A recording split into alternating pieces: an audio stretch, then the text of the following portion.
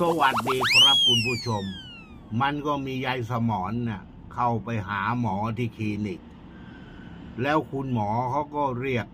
ตัวเข้าไปสอบถามประวัติว่าคุณยายสมรเนี่ย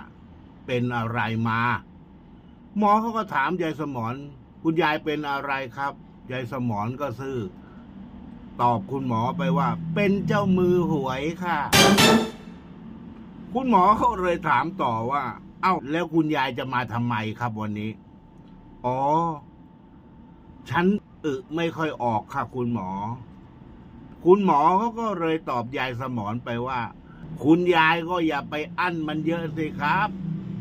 ถ้าคุณยายไม่อั้นคุณยายก็จะถ่ายออกเองล่ะประเดี๋ยวเหอะ